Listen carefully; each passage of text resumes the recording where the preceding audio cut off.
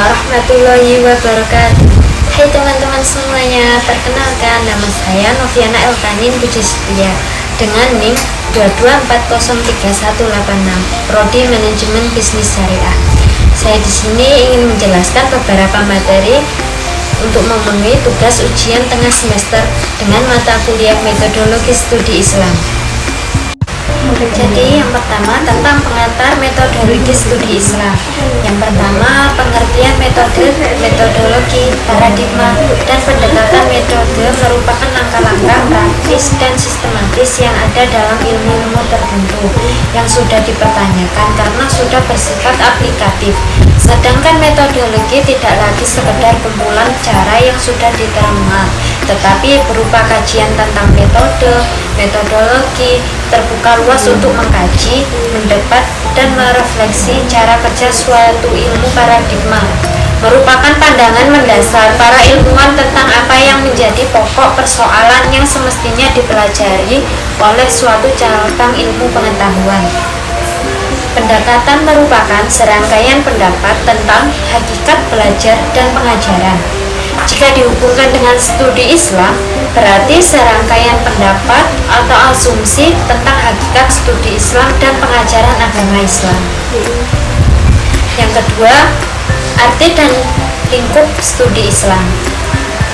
Pengertian studi Islam yaitu studi Islam, kajian secara sistematis dan terpadu untuk mengetahui, memahami, dan menganalisis secara mendalam hal-hal yang berkaitan dengan agama Islam, baik yang menyangkut sumber-sumber ajaran Islam, pokok-pokok ajaran Islam, sejarah Islam, maupun realitas pelaksanaannya dalam kehidupan. Dapat dipahami bahwa studi Islam memiliki cakupan makna, pembagian, dan juga bidang garap yang berbeda-beda. Namun dengan demikian, titik tekan utamanya terletak pada ajaran Islam yang sepenuhnya diambil dari Al-Quran dan hadis secara murni tanpa dipengaruhi sejarah seperti ajaran tentang akidah, ibadah, dan akhlak. Selanjutnya tentang ruang lingkup studi Islam. Agama sebagai sasaran kajian dapat dikategorikan menjadi tiga, yaitu yang pertama agama sebagai doktrin, dinamika dan struktur masyarakat yang dibentuk oleh agama, dan sikap masyarakat pemeluk terhadap doktrin. Terdapat tiga wilayah keilmuan agama Islam yang dapat menjadi objek studi Islam, yaitu yang pertama, wilayah praktek keyakinan dan pemahaman terhadap wahyu yang telah diinterpretasikan sedemikian rupa oleh para ulama, tokoh panutan masyarakat pada umumnya. Yang kedua, wilayah teori-teori keilmuan yang dirancang dan disusun sistematika dalam metodologinya oleh para ilmuwan, para ahli, dan para ulama sesuai bidang kajiannya masing-masing. Yang ketiga, wilayah pada lapis ketiga yang kompleks dan sophisticated inilah yang sesungguhnya dibidangi oleh filsafat ilmu-ilmu keislaman. Selanjutnya tentang urgensi mempelajari metodologi studi Islam. Fenomena keberagaman manusia tidak hanya dilihat dari sudut pandang normativitas ajaran wahyu.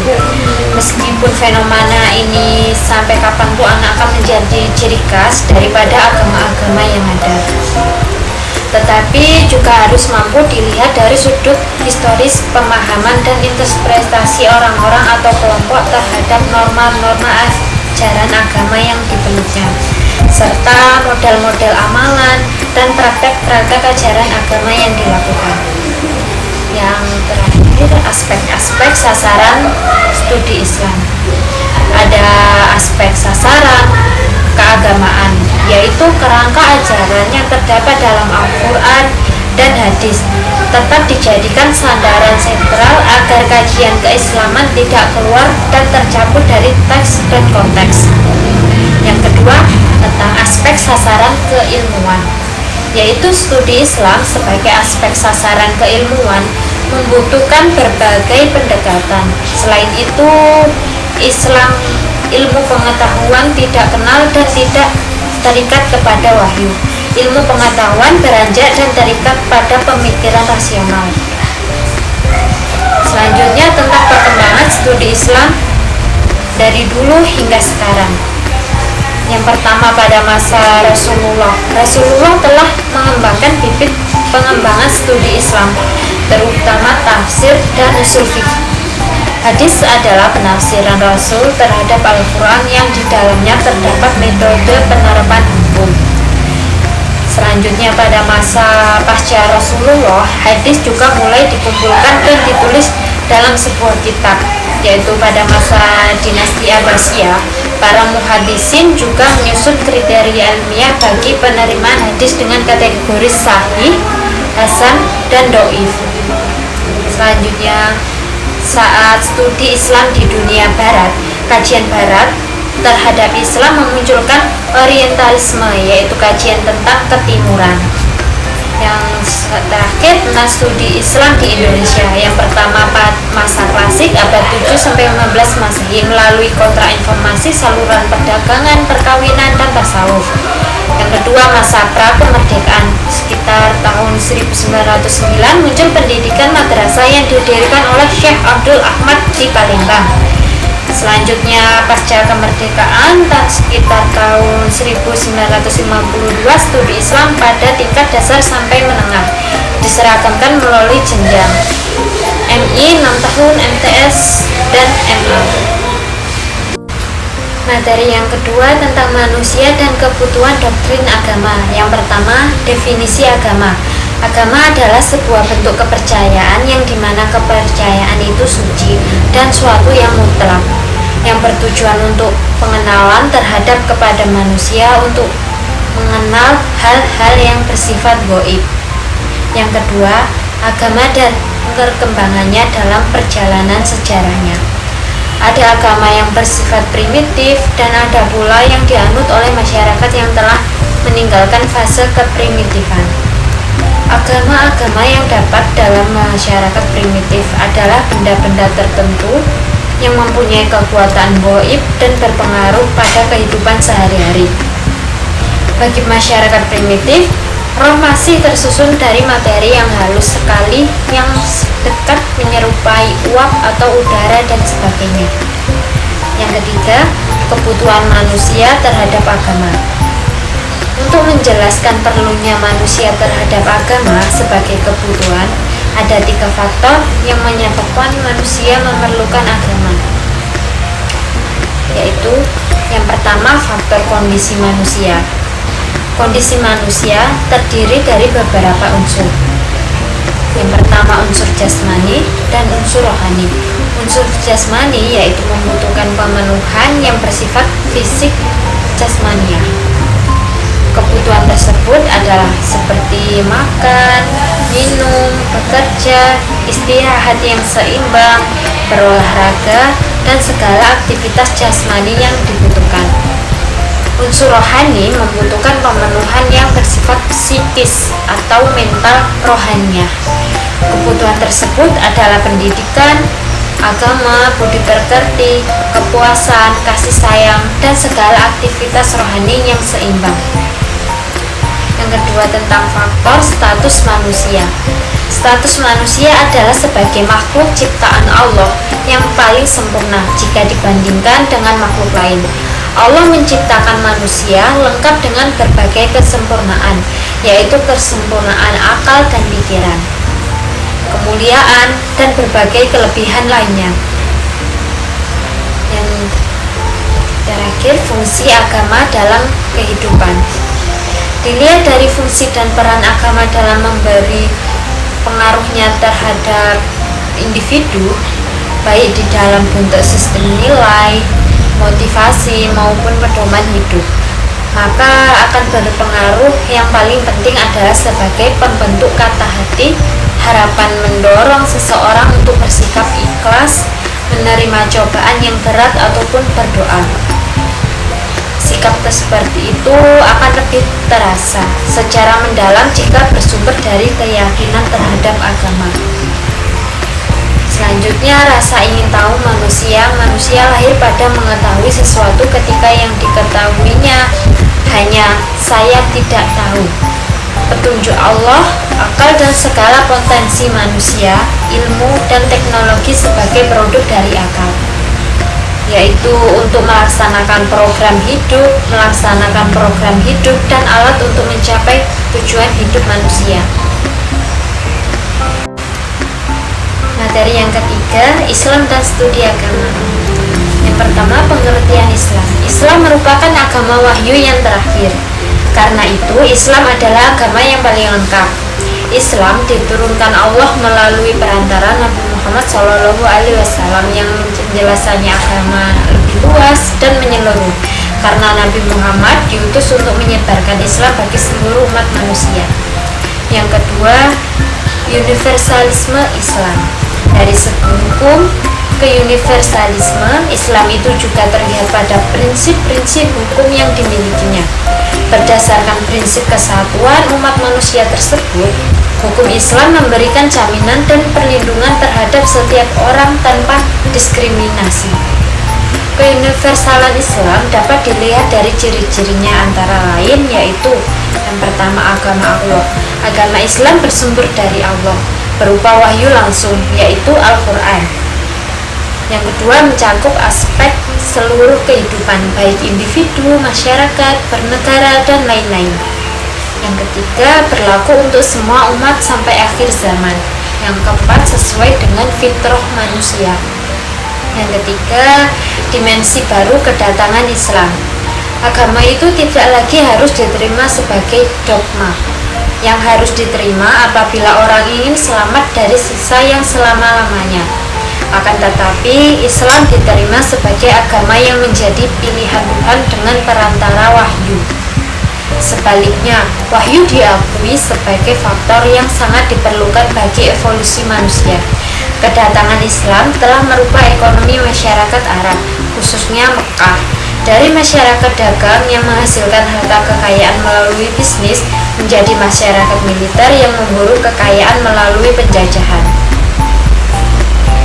Yang keempat, Islam sebagai jalan tengah sikap tengah atau moderat, yaitu salah satu ciri khas Islam. Ia merupakan salah satu di antara tonggak-tonggak utamanya yang disitulah Allah Subhanahu wa Ta'ala membedakan umatnya dari yang lain. Demikianlah kami jadikan kamu umat yang tenahan, supaya kamu menjadi saksi atas manusia. Quran Surat Al-Baqarah ayat 143, yaitu umat yang adil dan lurus yang akan menjadi saksi di dunia dan akhirat atas setiap kecenderungan manusia ke kanan atau ke kiri dari garis tengah yang lurus. Selanjutnya, agama dan peradaban manusia. Islam dan peradaban merupakan satu kesatuan yang tak mungkin dipisahkan. Dalam perspektif Islam, agama tidak dipandang sebagai satu bagian kecil dari aktivitas seperti seni, pemikiran, jual beli, wacana sosial, atau politik.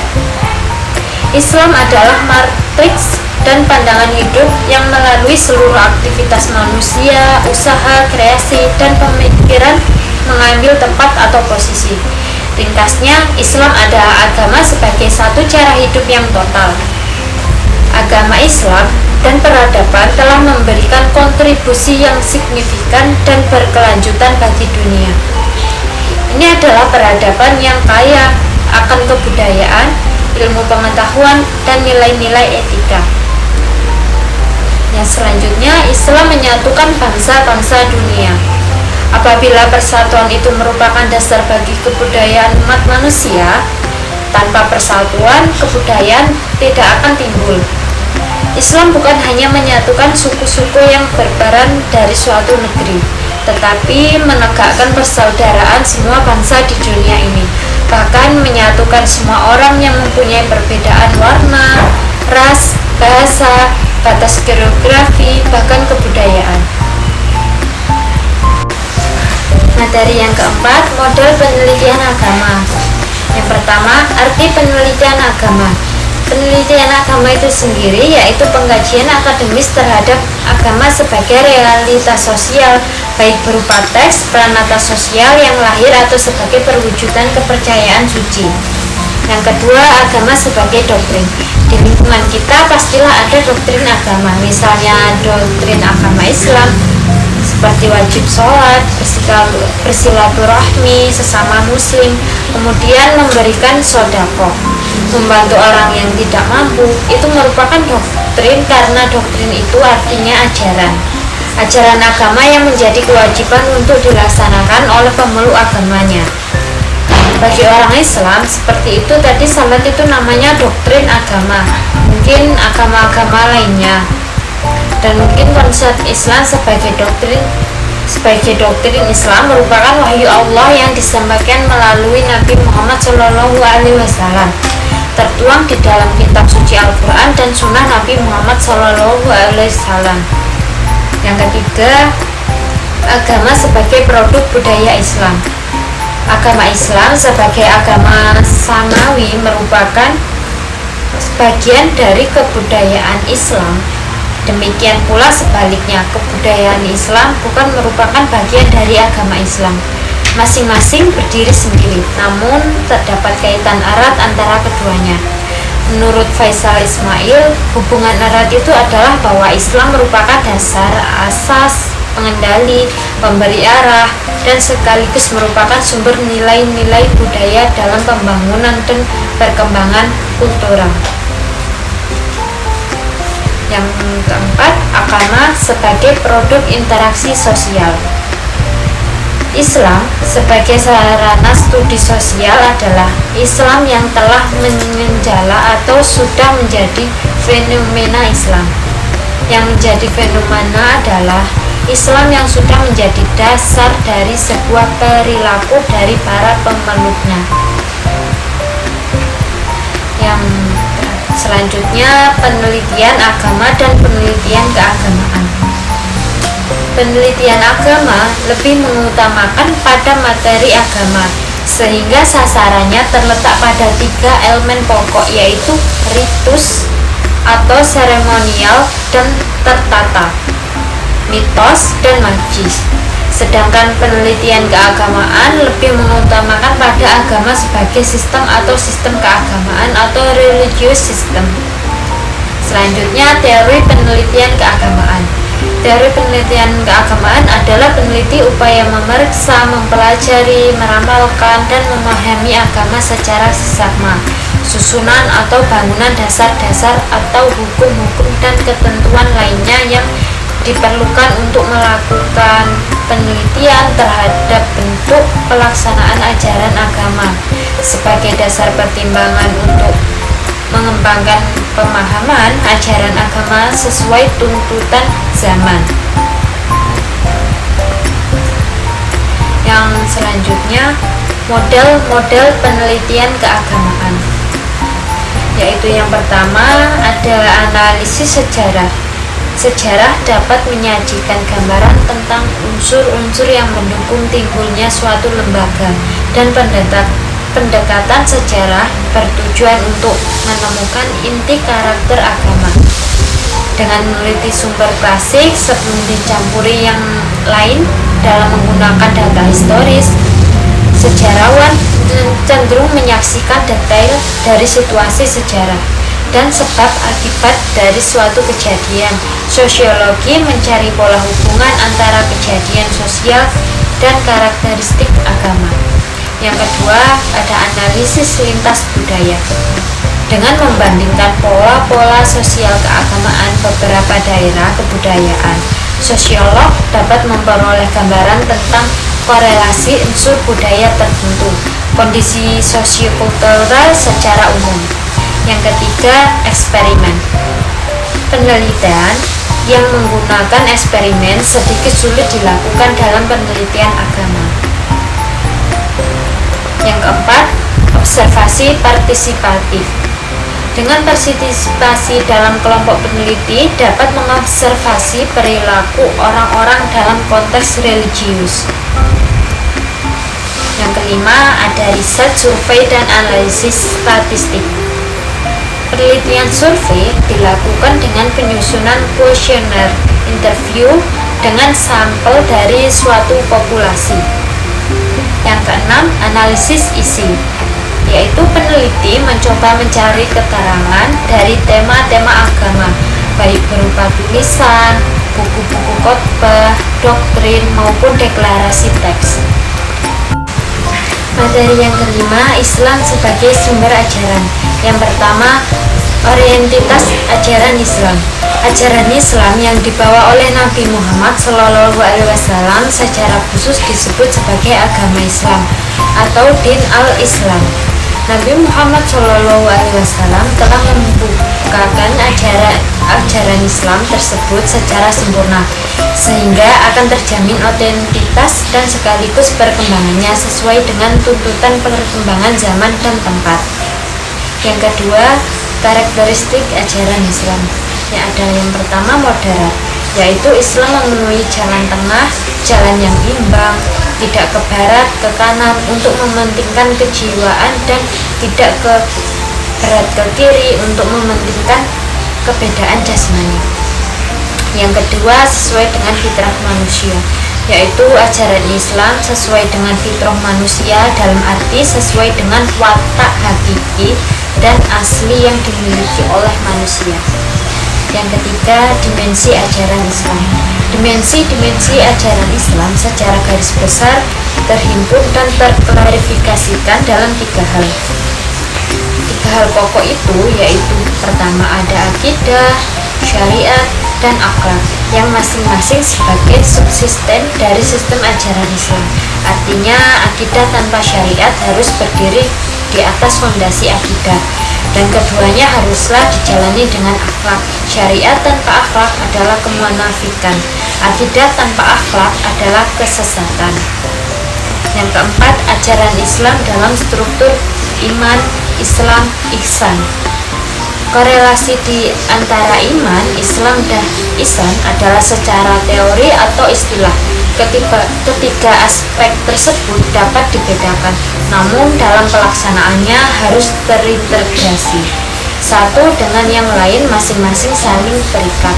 Iman adalah kepercayaan atau keyakinan dalam hati. Islam adalah ketaatan, kepatuhan, keselamatan, dan tunduk, sedangkan ihsan adalah perbuatan atau tingkah laku yang baik karena takut kepada Allah. Seluruh tindak tanduk seseorang dalam kehidupan tidak lepas dari pengawasan Allah Subhanahu wa Ta'ala.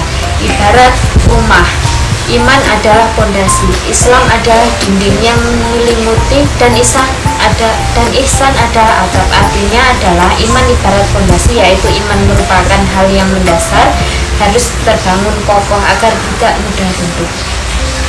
Selanjutnya munculnya aliran pemikiran Islam.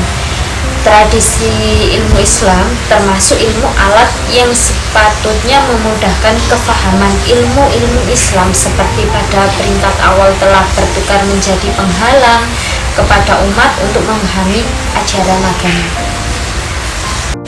Materi yang terakhir, sumber dan karakteristik ajaran Islam. Yang pertama, ada sumber ajaran Islam. Sumber ajaran Islam primer dari Al-Quran dan hadis.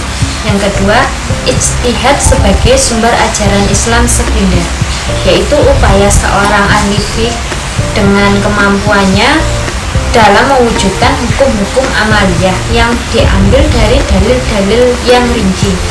Sebagian lagi menggunakan metode makhuli atau berdasarkan ra'yi dan akal. Yang kedua, sifat dasar ajaran Islam. Tidak memberatkan ajaran Islam, tidak pernah membebani seseorang sampai melampaui kadar kemampuannya, karena Islam mempunyai misi sebagai rahmat bagi manusia, dan komprehensinya. Walaupun umat Islam itu berbeda-beda bangsa dan berlainan suku, dalam menghadapi asas-asas yang umum, umat Islam bersatu padu untuk mengamalkan asas-asas tersebut.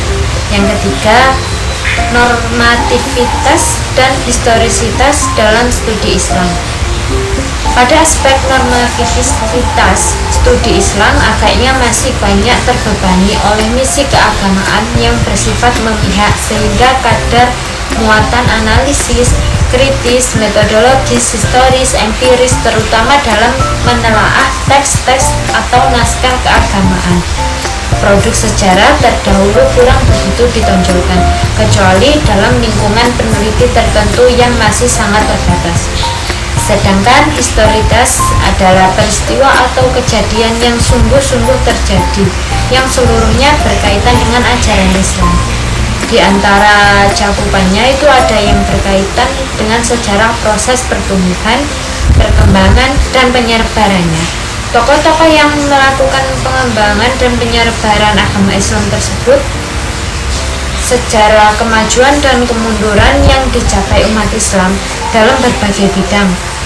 Contohnya seperti dalam bidang pengetahuan agama dan umum, kebudayaan, arsitektur, politik, pemerintahan, peperangan, pendidikan, ekonomi, dan lain sebagainya.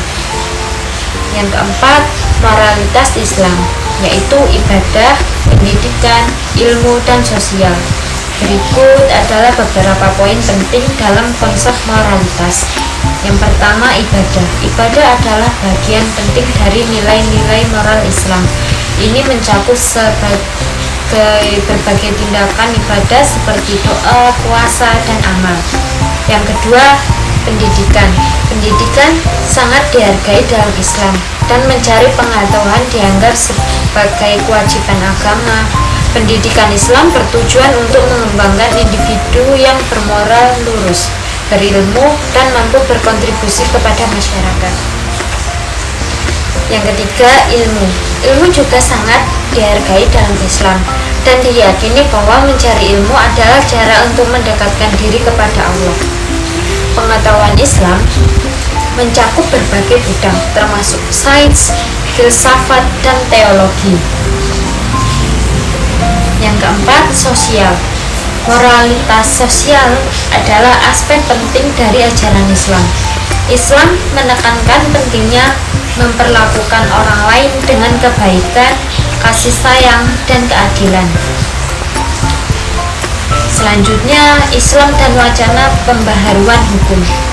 Pembaharuan yang dimaksudkan di sini adalah pembaharuan yang kata padaannya dalam bahasa Arab ialah tajdid, bukan bidah, ibdah atau sebab, meskipun kata-kata ini juga mengandung kata kebaruan, pembaharuan, ataupun pembuatan hal baru. Konotasinya negatif karena secara semantik mengandung arti pembuatan hal baru dalam agama, dan secara kebahasaan sebetulnya kata-kata bidah dan tasyrifnya mempunyai arti kreativitas atau daya cipta.